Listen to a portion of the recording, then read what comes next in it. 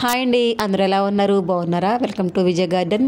ఇవాళ వీడియో వచ్చేసండి విత్తనాలు పెట్టుకున్నామండి.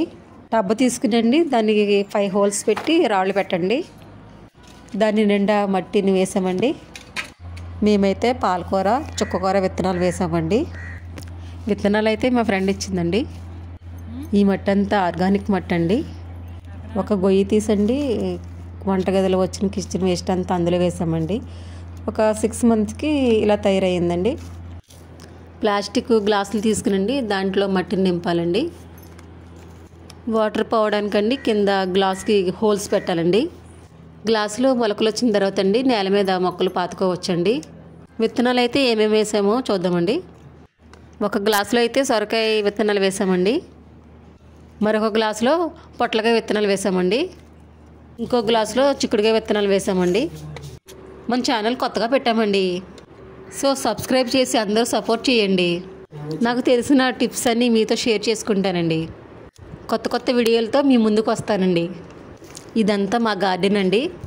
మన గార్డెన్లోనే అంతా ఆర్గానిక్గా పండిస్తామండి. మనకైతే కోళ్ళ ఫామ్ కూడా ఉందండి. కోళ్ళ గురించి కూడా కొన్ని టిప్స్ చెప్తామండి.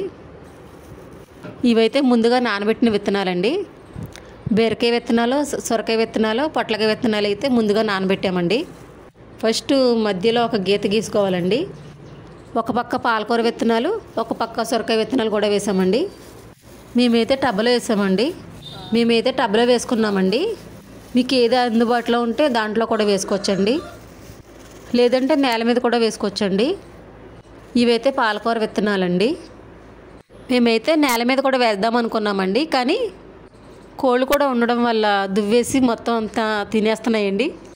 విత్తనాలు వేసిన తర్వాత పైన ఒక లేయర్ మట్టి వేయండి.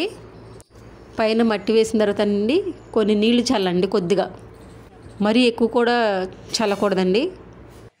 ఒక్కొక్క గ్లాసులో ఒక వెరైటీ వేసామండి. విత్తనాలు ముందుగా నానబెట్టాలండి. నానబెడితేనండి త్వరగా మొలకలు వస్తాయండి.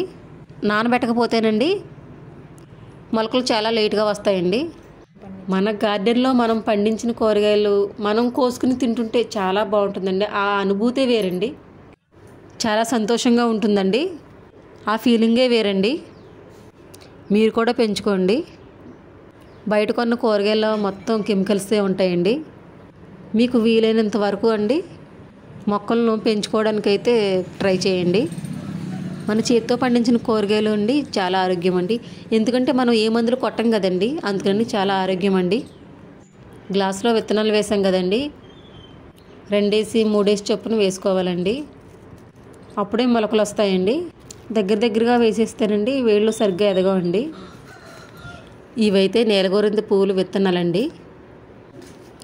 ఇవి కూడా వేసామండి. ఫ్లవర్స్ అయితే చాలా బాగుంటాయండి. ఓ గ్లాసులో అయితే వేసామండి. ఇవైతే చెట్లు పొడుగు ఎదగవండి. ఒక అడుగు అయితే ఎదుగుతాయండి, అంతకుమించి అయితే ఎదగవండి. చూడడానికి చాలా అందంగా ఉంటాయండి పువ్వులు. చెట్లు కూడా చాలా బాగుంటాయండి.